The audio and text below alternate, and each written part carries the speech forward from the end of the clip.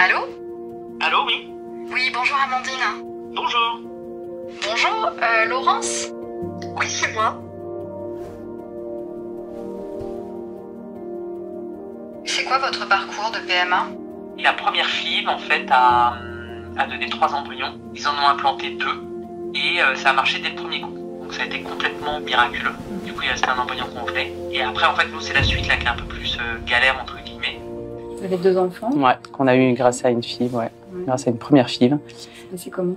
Ça s'est passé plutôt très bien. On était partis, on nous avait dit qu'on avait pas beaucoup de chance que ça marche. Et du coup, on est parti sur cette première FIV très détendue. Moi, je pense aussi que je suis partie très détendue parce que j'avais pas un désir d'enfant qui me submergeait. J'étais pas en parcours depuis des années. Et je me suis dit, ça va mettre vachement de temps et je sais pas ce que ça va donner, ce parcours-là. Et on s'était dit ensemble qu'on s'acharnerait pas. Ça, c'est toujours facile à dire au début, je pense. Hein. On savait absolument pas comment on réagit. On s'est décidé pour réimplanter l'embryon qui restait. Et il n'a pas survécu à la Décongélation. Et du coup, ensuite, on a fait une autre FIV il y a quelques mois et ça n'a pas marché. Et là, on tente du coup une autre FIV et c'est la FIV de la dernière chance, quoi. Mon désir d'enfant est arrivé assez tard, vers 35 ans. Et miraculeusement, c'est arrivé au même moment où j'ai rencontré mon conjoint actuel. On a commencé simplement par des inséminations artificielles. Et ensuite, on a enchaîné sur des FIV. On a vécu aussi des fausses couches et aujourd'hui, on va tenter la dernière tentative de FIV. Ça sera la 4e, oui, prochainement. Elle s'annonce stressante parce que c'est la dernière. Elle s'annonce pleine d'espoir et en même temps pleine de doutes. Tu la gères comment, l'attente qu'il peut y avoir entre 2 tentatives? Là, c'était hyper dur parce qu'on était vraiment un peu très déçus de cette FIV-là, qui avait été hyper dure physiquement pour moi, qui a été dure moralement. Du coup aussi, moi j'ai pleuré pendant 2 jours et je me dis, en fait, j'ai vraiment envie d'un 3e. Alors la stimulation, ça commence au tout début du cycle des règles. Et le principe, c'est de s'injecter des hormones quotidiennement. Ces piqûres, je suis incapable de les faire moi-même. Donc maintenant, c'est mon conjoint qui les fait. On va régulièrement faire des dosages. Et en plus de ces dosages, parallèlement, on effectue des échographies pelviennes qui permettent également de corroborer les informations qui sont avec les analyses de sang et voir si les follicules, donc les ovocytes, mûrissent bien. Toute ta journée est orientée autour de ça. C'est-à-dire que le matin, il faut que tu trouves un créneau le plus court possible. Mais en général, moi, ça m'a pris 2h30 à chaque fois entre la prise de sang et l'échographie. Donc j'ai dû annuler des rendez-vous, j'ai dû décaler des trucs, j'ai dû mentir dans le boulot. Tout est en réorganisation permanente, en fait, dans ta vie. C'est vrai que ce qui est compliqué, c'est de jongler avec la vie du quotidien. C'est très compliqué. Tu as hâte que la ponction arrive? Ouais, j'ai hâte. Hâte, est-ce que c'est le bon mot? J'ai hâte que tout cela finisse. C'est pas un soulagement, c'est une autre étape. Alors, dis-moi toi ce qui s'est passé aujourd'hui. Écoute, donc ce matin, rendez-vous à la clinique à 7h30.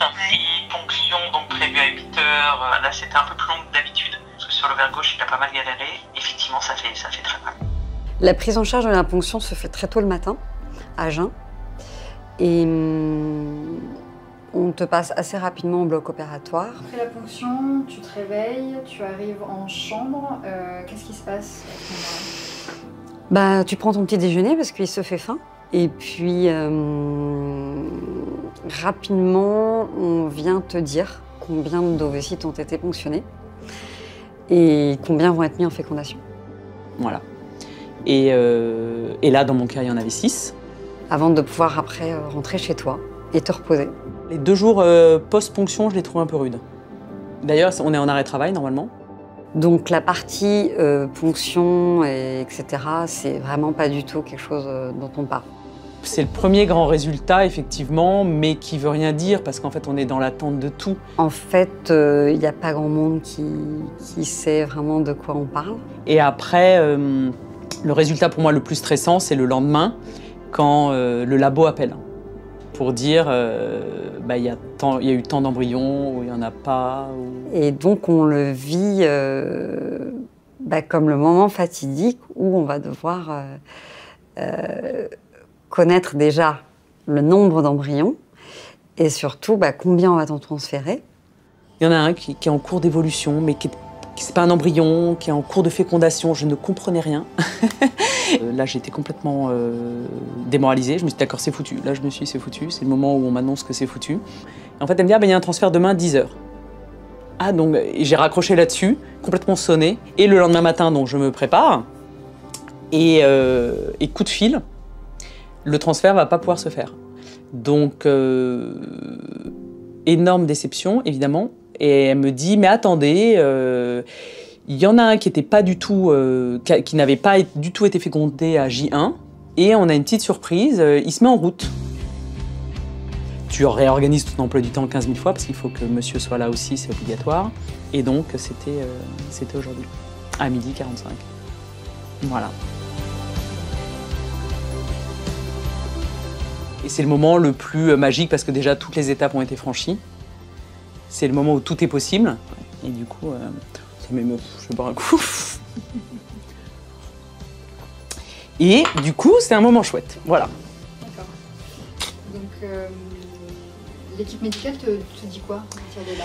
Et après, elle te dit, vous pouvez rentrer chez vous. Non, elle te dit... après, ils te disent, bah, rendez-vous dans 12 jours pour le résultat. Je crois que la période de l'attente, c'est la pire.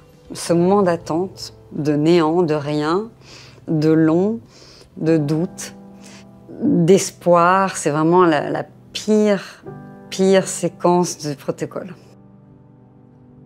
C'est une période bizarre, oui. Où tu sais que tu vas avoir une énorme émotion quoi qu'il arrive au bout. S'il pourrait être amélioré entre le transfert et le résultat. Mais que ça soit positif à chaque fois, quoi. Ça serait parfait. Non, j'ai pas de réponse, je crois. Non, j'ai pas de réponse.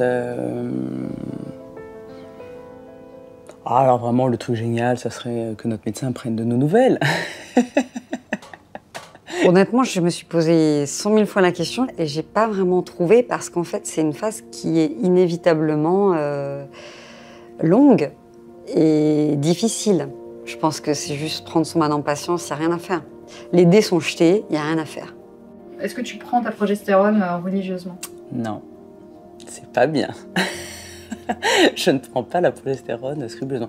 Non, il y a des jours je saute parce que j'en ai un peu marre. J'ai pris de la progestérone dès le lendemain de la ponction, à raison de 3 fois par jour. Alors, le seul désagrément de la progestérone, c'est que tu n'as pas de vie sexuelle.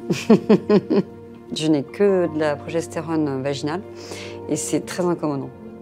Le résultat, c'est demain? Ouais. Alors, c'est la première fois que je ne fais pas de test avant, que je ne craque pas avec des tests pharmacie, parce que j'ai très peur du négatif.